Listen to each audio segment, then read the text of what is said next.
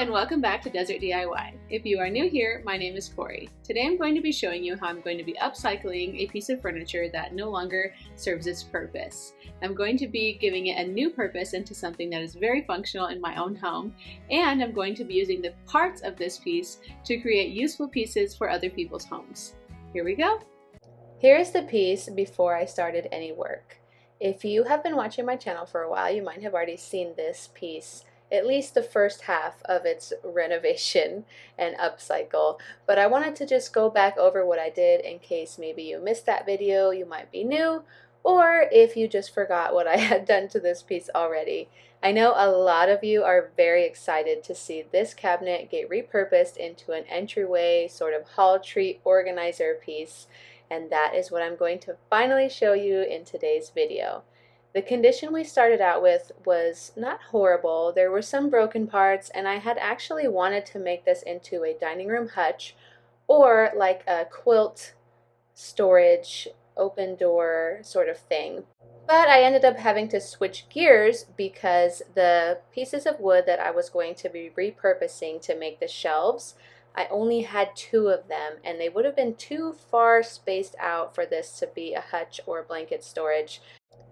And I'm so glad that I ended up having to change the purpose of it, because the new purpose that I gave it in my entryway is serving me so well and helping me stay organized with my kids and my husband and just life in general. And I think it is a piece that you all could benefit from having in your own home as well. If you have one of these cabinets laying around that maybe is unsafe or broken, or you just don't need it for its original purpose, this is a really, really great solution. Another great thing about upcycling this piece is that I'm going to get 3 pieces out of just 1 piece of furniture.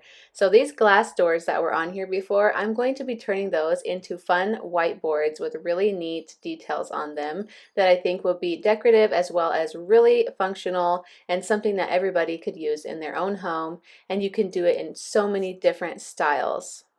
And at the very end of today's video, I'm going to be giving you a look at some pieces that I picked up from the curb in big trash piles. We recently had bulk trash pickup in a nearby neighborhood, and I drove through there and checked out if there was any cool pieces that I could fix or save from the dump, and I'm going to show a couple of those pieces at the end. So stay tuned to the end to see those pieces as well. For now, let's continue looking at how this old cabinet gets turned into an entryway organizer. I have sped up these clips since they were previously shown in my last video, and if you have any questions about what I'm doing here, feel free to leave them in the comment section, and I'm also going to have that video linked in the description box down below, where it shows the regular time of all of these DIYs that I'm doing to prep this piece to become the entryway organizer.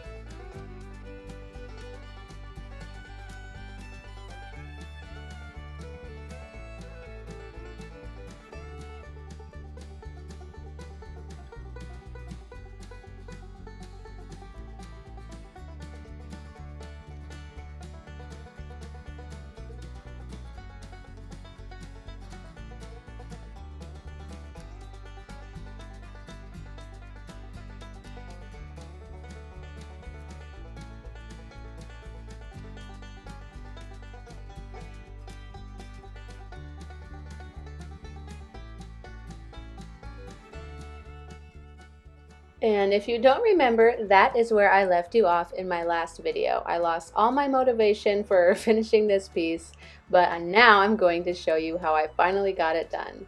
All the areas that we had to sand or put any wood filler, I wanted to make sure that I went over with spray shellac. Spray shellac is a really versatile product and I love it and I use it all the time, and what I'm using it for right now is to even out the texture of these areas as well as prevent any bleed through coming through on my paint once I'm going to paint it.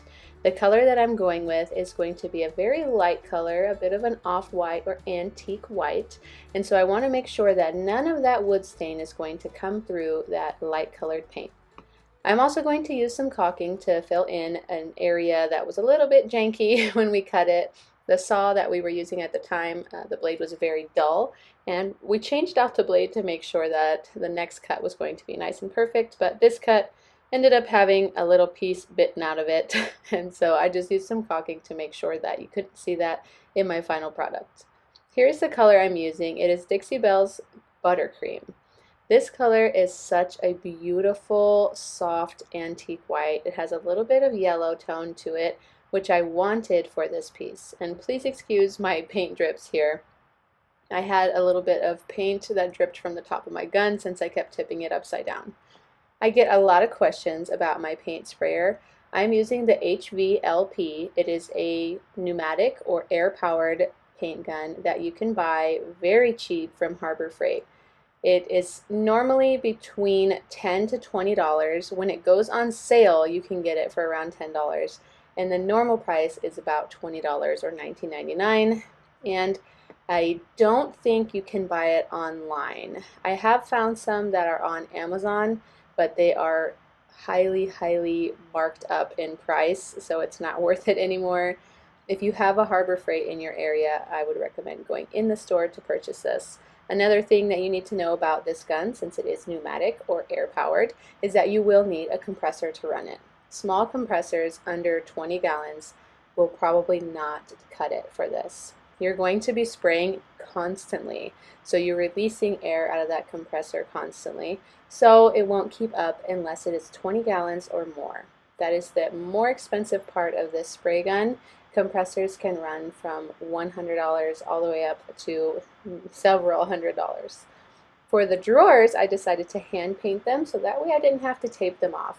I'm not a huge fan of having to tape things off. I don't like to spend money on paint tape either, and I find that most paint tapes are not very good at preventing bleed-throughs, and there's just a whole lot of prep work that goes into it that I don't want to have to do. So I just make sure that I do a nice, perfect edge up with this paintbrush instead of having to tape it off.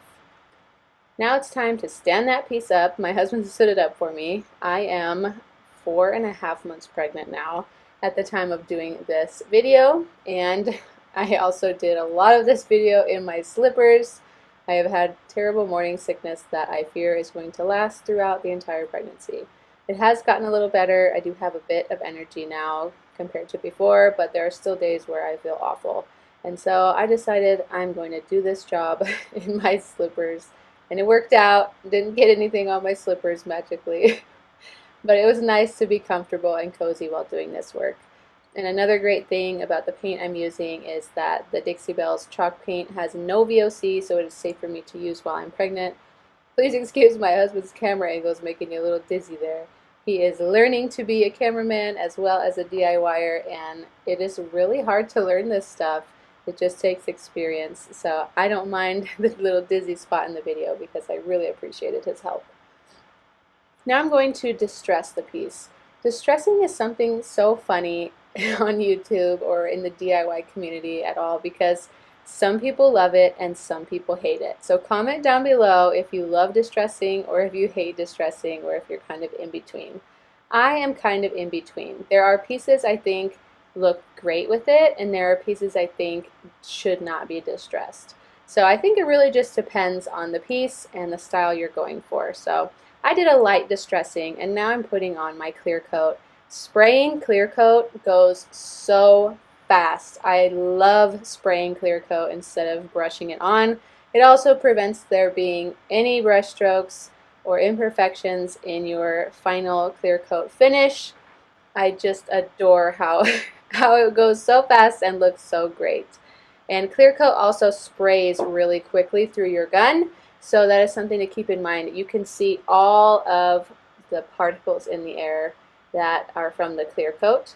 It sprays a ton. It sprays, it's just much thinner than paint, so it sprays more volume, I guess, at one time. And that is why I always wear my respirator. This is not a no VOC clear coat, but it is a lower VOC, so I felt comfortable doing this in my slippers while I'm pregnant. And I just want to make sure that if anybody's spraying at all in any way, whether the paint is no VOC or not, you still want to wear a respirator mask instead of the regular surgical masks. Those particles, you don't want them in your lungs. It would be like breathing in any kind of particles. It's just not great for your lungs. These are the handles that I chose for the piece. They are actually handles that my mom gave me that I've had in storage for a long time. I thought they went really well with the look. And now my husband and I are deciding where to hang the hooks. I decided to line them up with the lines along the back of the panel there instead of doing them perfectly spread out, just because I wanted them to line up visually with those lines on the back. And it also gives more variation in the size of things that you can hang. As far as width goes, you can hang skinnier things on the outsides and wider things on the insides. And I have these hooks linked in my description box in my Amazon store. They are super cheap, like $1 or $2 a piece online.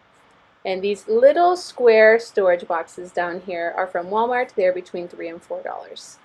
Here it is. I finally finished it, and I'm going to be using it to house all of my children's sporting equipment. They are into sports right now, and they have lots of things that go along with that. So that is what we are going to be storing here in this piece by my front door. Now it is time to move on to the next part, which is the repurposing of the glass doors that were on this piece originally. Since they are glass, I thought it would be a really easy way to create a dry erase board. You can always do a chalkboard and paint chalkboard paint over the glass and create a chalkboard that you would use chalk to write on with these as well if you're not into the dry erase board look. But I have found that chalkboards leave a lot of dust behind when you use them regularly. It's just the nature of using chalk. So I thought it would be much cleaner and neater to use dry erase markers and use the glass to my advantage for that purpose. I'm using some invisible glass spray foam cleaner that is actually used a lot in car washing, but it works really well, and you have to make sure that you get the glass very clean, because any streaks or marks will show through the paint that you're putting on the back side of these glass doors. Next, my husband is going to use some leftover spray paints that I have. The colors I'm choosing are going to be flat black and a sage sort of army olive drab green color. I wanted to get two looks of chalkboards. So the old school green chalkboards plus the black chalkboard look. So that is why I picked those two colors for the back side of my glass.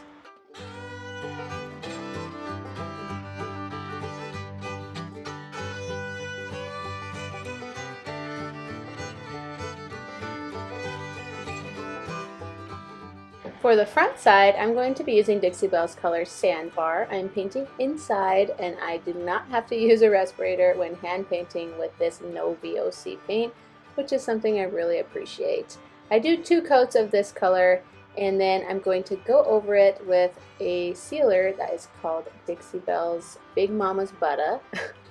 And it is something that I can breathe in without any worries, and so you'll see me use that after my 2 coats of paint.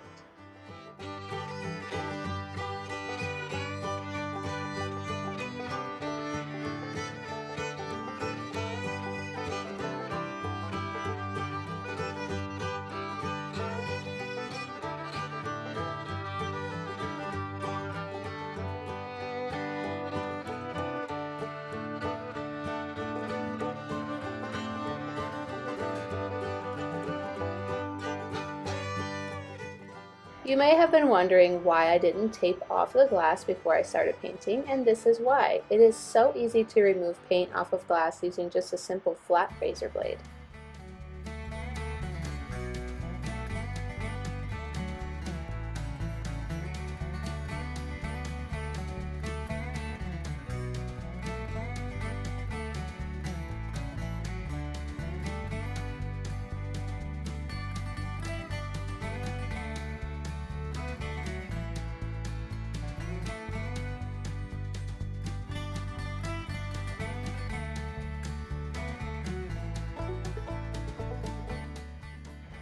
Dixie Belle sent me some transfers, and I thought that this Magnolia set of transfers would go perfect on this dry erase board. You could just leave it the way it is in whatever colors you choose to do and have a simple, nice dry erase board, but I wanted to kick it up a notch and add on some transfers. I have been dying to try transfers in general on glass. They go on so easily on glass, and you don't have to do any kind of sealing or anything like that. You do want to be careful when cleaning the glass and clean around the transfer instead of wiping over it with cleaning products, but it does stay on very well and it looks gorgeous. It adds a lot of detail to an otherwise simple little dry erase board that is used for everyday tasks. And all you do is peel the backing off, stick it on, and there is a little wooden burnishing tool that you're going to use to press the piece down onto the glass or whatever surface you're doing it on, and then you just peel it back, kind of like those little temporary tattoos that you would play with as a kid. You'd stick them on, rub them on with water, and then peel off that clear part. So this is similar to that, just without the water. It goes on so much easier than those temporary tattoos did as kids. I remember you would like have the washcloth sitting on them for so long, and then you'd go to peel it back, and it would end up peeling back part of your tattoo, and you'd be so heartbroken. But this is not like that. It peels back like a dream, and it looks gorgeous underneath that clear plastic.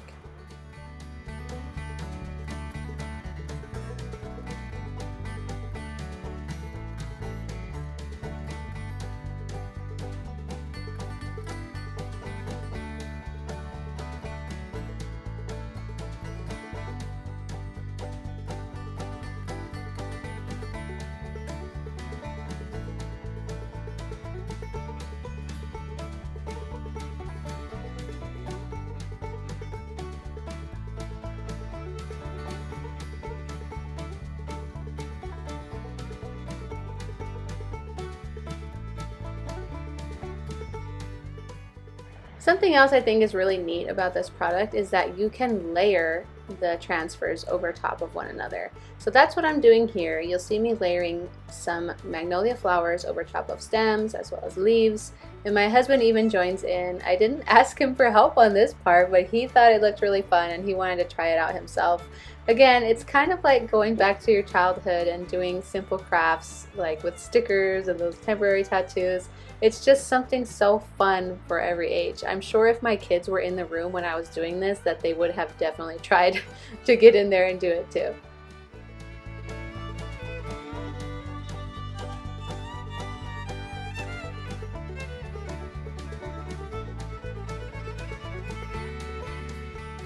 For the second glass door, I am going in a totally different direction design-wise. I am painting it in the color Barn Red. I have been wanting to do red, and I've had quite a few requests to do red pieces lately, and I thought that this would be a fun one to do really quick to kind of get it out of my system for a minute, because I was really wanting to paint something red. Have you ever just had like a certain look in your head and you just wanted to create it? You didn't really care on what or how. That's how I have been feeling about using this color. I've been really excited to use it on something again. It's been a while since I've painted anything red. It took 2 coats, and I used the same Big Mama's Butter to seal it, and you just brush that on, let it sit for a little bit, and then wipe off the excess when you use that Big Mama's Butter.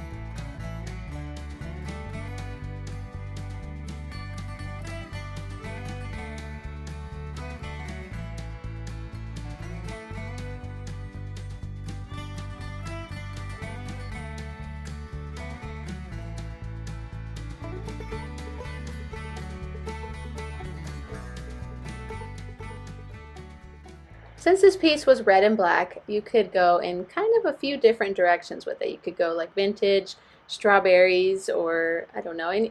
There's a lot of different ways you could go with red and black. You could even do red and black with the black and white checkers look or anything like that. But I wanted to go with a very country look. So the red and black and sunflowers. These are all the transfers that come in that tube from Dixie Belle. And I wanted to just show you guys again so you have an idea of what it comes with. I barely use half of them for this project as well. If you didn't know, sunflowers are actually my favorite flower. There is something about them that is just so happy and positive, and they grow so big and they're not afraid to just stand out and be themselves, and I can relate with that because I have a big personality and I just am who I am, and I stand out as the person that I am, and I can't help that I am that way, just like a sunflower. Yellow is also one of my favorite colors because, again, it is just so happy, and I wanted this piece to exude that happy country hometown feeling, and I hope that that is what I achieve. Let me know in the comments at the end of the video if you think I achieved that fun look.